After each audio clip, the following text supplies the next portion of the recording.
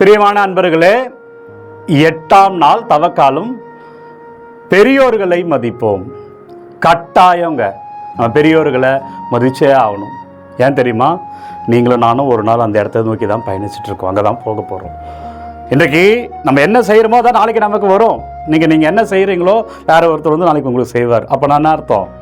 நீங்கள் பெரியவருக்கு உதவி செய்யலை, மதிக்கலை அப்படின்னா நீங்கள் பெரியவராக இருக்கும்போது எவனும் உங்களை கண்டுக்க மாட்டான், மதிக்க மாட்டான். இன்றைக்கி நீங்கள் ரொம்ப பெருமையில் இருக்கலாம்.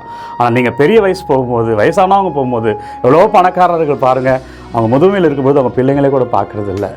அப்போ அந்த பணக்காரர்கள் எல்லாமே காலத்தில் அவங்க பெரியவருக்கு என்ன செய்தாங்கன்றது கேள்விக்குறியாகிறது.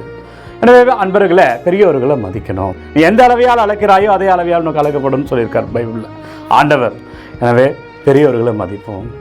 உண்மைதாங்க, அவங்க அப்டேட்டடாக இருக்க மாட்டாங்க. பெரியவங்க உங்கள் அளவுக்கு எல்லாத்தையும் தெரிந்து வைத்திருக்க மாட்டாங்க. கொஞ்சம் பெரியவங்க ஆக ஆக கொஞ்சம் குழந்தைத்தனமாக ஆகிடுவாங்க, கொஞ்சம் அடம் பிடிப்பாங்க. அதெல்லாம் பாராமல் நம்ம அம்மா தானே, நம்ம அப்பா தானே, நம்ம பெரியவங்க தானே, நம்மளும் நாளைக்கு இப்படி தானே இருக்க போகிறோம் அப்படின்னு யோசிச்சு பாருங்கள்.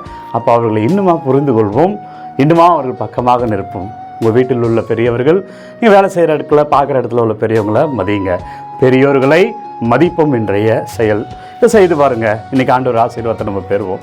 இந்த நாளும் இனிய நாளே. Take care. நாளை வேறு ஒரு சிந்தனையோடு செயலோடு சந்திக்கிறேன்.